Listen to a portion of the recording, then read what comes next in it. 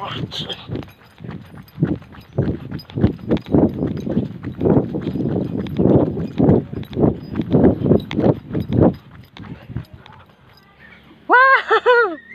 มาอยู่มาอยู่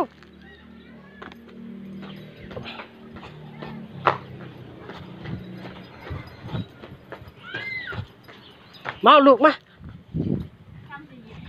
มาเลยมาเอาไอ้ปลามาว่าดีดขี้ม้ามาเอาไอ้ปลาให้มาปล่อยไปเลยลูกมาด้วยปลาเล็กไปเยอะมาเลย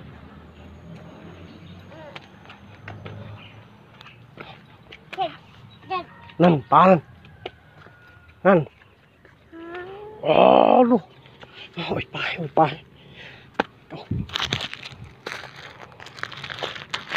อ๋อแล้วปลานิ่ดูอย่าหู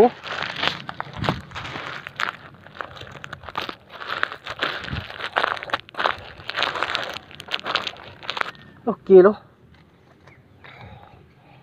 ปลาตัวใหญ่ลูกอ่ะเอ้ยโอเคไหวไหมดีไหวมั้งทอปล่อยก็ได้หรอมัดไถก็ได้หรอมันรับคาดอะไรนี่นั่นโน่นหันคนนั้นปล่อยมันให้ปั่นมันให้โทรศัพท์นั่นได้ขี่แล้วกว่าอ๋อลูก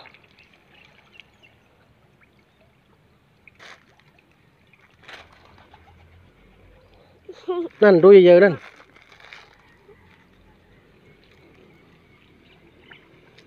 เอาลิลิกอ่ะนั่นปันนี่อยู่ไผ่ปุ้น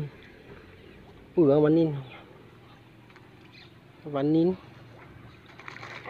วันนี้ให้ก่อนนี้ปุ๊บโอ้นั่นแหละโดนปันปล่อยเลยไว้ลูก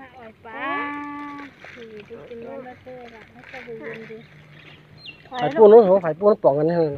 นู้นไผ่นี่ตัวใหญ่ว่ะปลาเอานกให้ส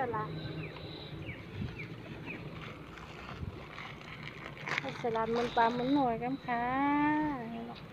นั่นลุงเลยอ้อยนกอ้อยน้องย่ำปื้อก่อนนี่นั่นที่นั่น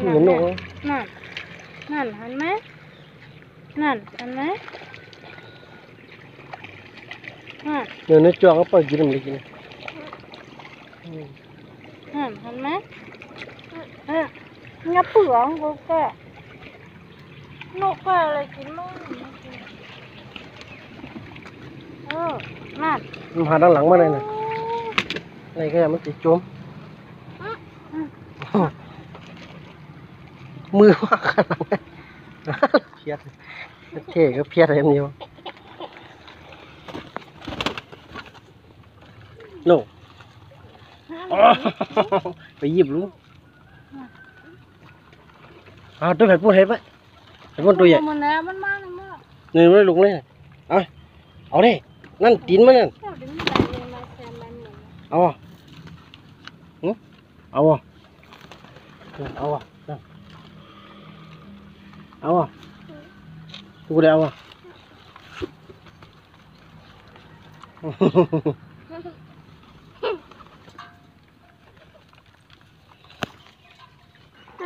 โอ้ยใครได้ตัวใหญ่ลูกอ๋อตัดกันก็ต้องหมดเลี้ยวน้องป่องนะน้องหมดเร็วกันนะนั่นไม่กลางนั่นปลานี่งนี่นะทำกินกันนะกินน้ำตัวใหญ่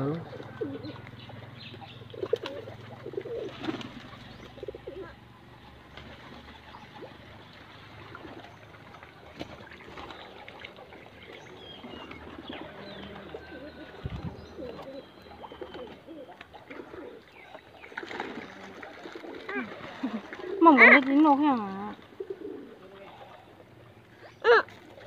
เขียวนกเขียวเลยอ้อยนกเลย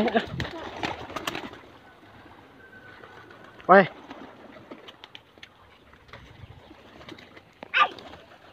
อ่อยกันนะคุณไปคุณดึกนก